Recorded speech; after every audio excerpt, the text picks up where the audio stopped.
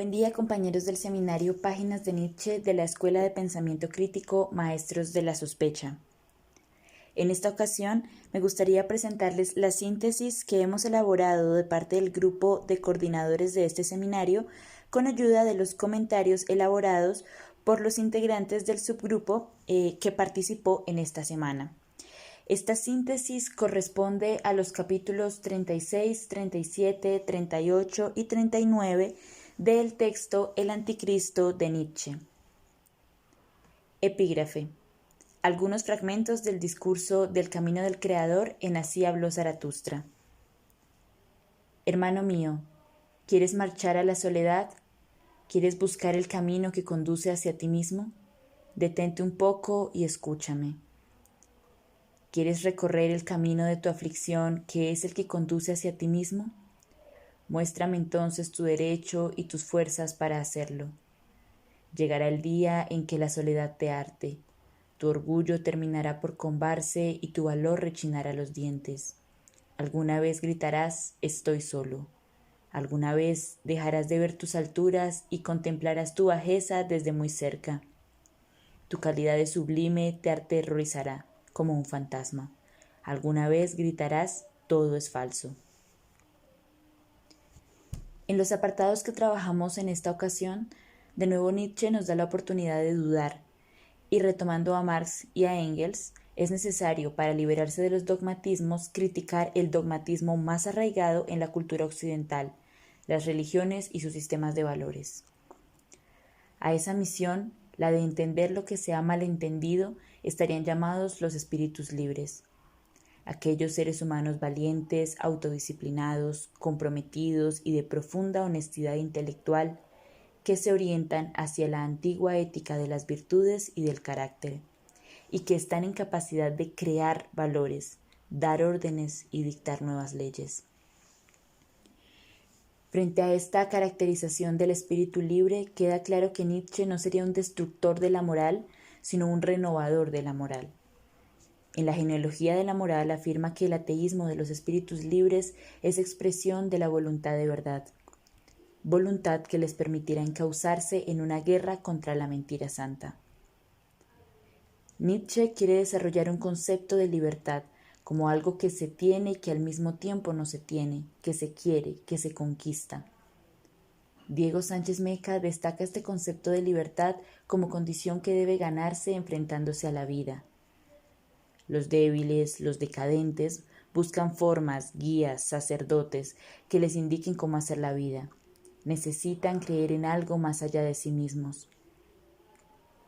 Los espíritus libres no se dejan seducir por ese camino de la minoría de edad, en palabras de Kant, sino que asumen el vértigo, la dificultad, pero también el goce de encontrar las formas más propias para hacer frente a la vida. Solo la libertad permite la apertura a la creación de nuevos valores. Los espíritus libres representan la antítesis de los valores cristianos, poseen la conciencia para erradicar esos valores. ¿Pero qué es lo que hay que erradicar? ¿Contra qué valores se asume esta guerra? En primer lugar, contra el malentendimiento, que a lo largo de la historia del cristianismo, a partir de la muerte en la cruz, ha generado el simbolismo imaginario del que hemos conversado en la semana anterior. Así, Nietzsche se remite a lo histórico ubicándose en su época y comprendiendo lo pasado de una forma particular. Frente a esto, pareciese ser que el pensador alemán de alguna forma justifica o se muestra más magnánimo con los hombres del pasado, comprendiendo el cristianismo como enfermedad mental de la realidad. Comprende a los hombres del pasado y su tendencia a la creación de dioses y mitos desde una cierta concepción de lo pasado como más primitivo. En este punto se encuentra con Freud, quien en el apartado 8 del Porvenir de una ilusión afirma que la colectividad humana pasa en su evolución secular por estados análogos a las neurosis y precisamente a consecuencia de idénticos motivos.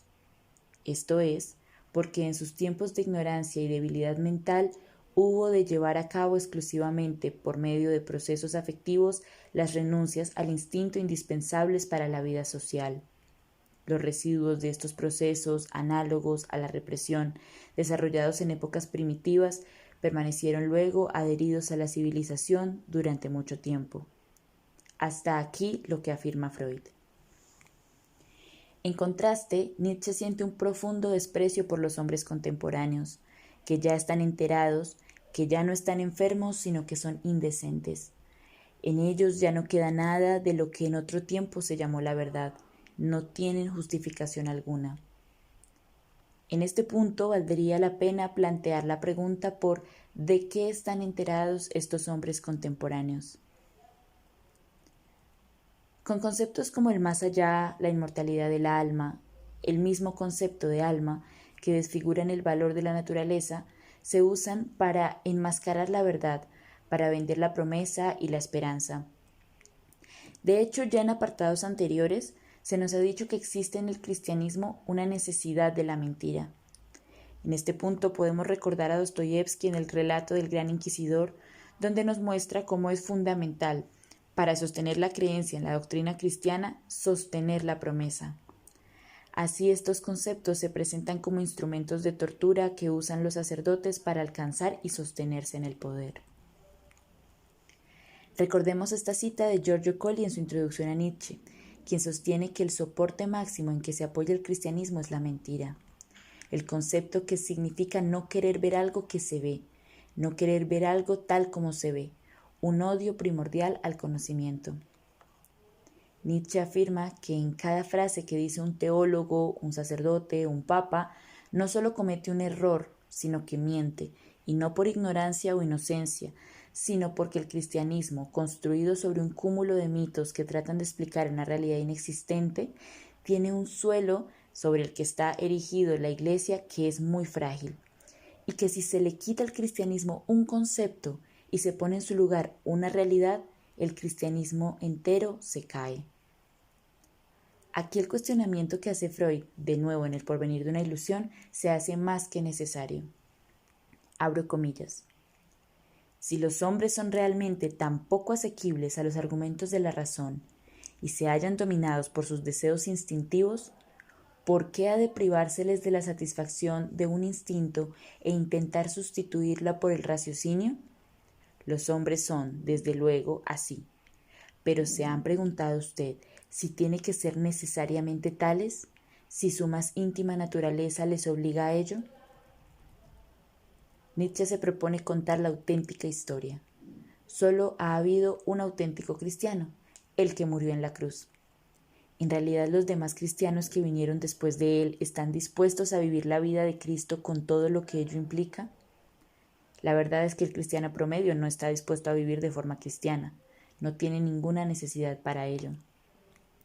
La vida de ese único cristiano, Jesucristo, tiene poco que ver con la vida de los demás cristianos, que nunca han abandonado en realidad sus redes para seguirlo.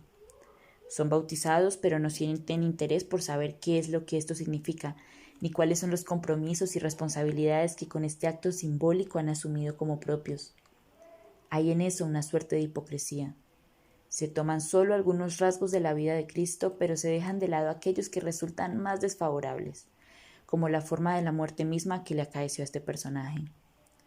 Tal vez si las personas supieran lo que significa ser cristiano a la manera en que Cristo lo fue, si asumieran todos y cada uno de los valores que su vida implica, habría menos cristianos en el mundo. El Evangelio, eso que vino después de Cristo, la forma en que se narró la historia, es ya la antítesis de lo que Cristo había vivido. Es lo que llama Nietzsche una mala nueva, un disangelio, una tergiversación del simbolismo originario que se adapta a las necesidades y que en esa adaptación se degrada cada vez. Se trata de una herramienta de apoyo a los manipuladores del mundo, que promueve una clase de personajes que la Iglesia ha creado y que son imposibles de imitar. Son solo puro ideal que es ajeno a lo más propio de la condición humana. Tomemos como ejemplo el personaje de María, una mujer que siendo virgen y casta es la madre del Hijo de Dios, es una madre virgen. No hay nada más antinatural que este concepto mismo.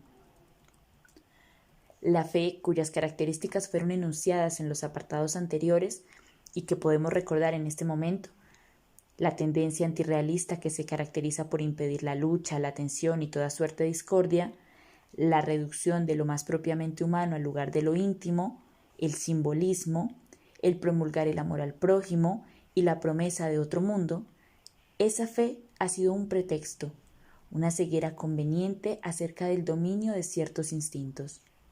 Lo que ha dominado no es la fe, sino los instintos encubiertos y disfrazados de los valores cristianos. Con todo esto, para Nietzsche, el destino del cristianismo es la necesidad de que su propia fe se vuelva cada vez más enferma, más baja, más vulgar, como enfermas, bajas y vulgares son las necesidades con las que con él debían quedar aplacadas, dice Nietzsche, y que la Iglesia continúe consolidándose como institución en franca enemistad a toda honestidad, a toda altura del alma, a toda disciplina del espíritu, a toda humanidad franca y bondadosa. Contra lo anterior, Nietzsche cree en la posibilidad de un cristianismo auténtico, que sea no un creer sino un hacer, un llamado a la acción, en oposición al cristianismo como lo conocemos, donde todo instinto, toda valoración que se transforma en acción son anticristianos. Este nuevo cristianismo, más cercano a la forma de actuar de Cristo, desenmascararía la falsedad del concepto de causalidad espiritual, concepto en donde se reduce el ser cristiano a un tener algo por verdadero, a una fenomenalidad de la conciencia. Agradezco mucho su atención y les deseo un excelente día.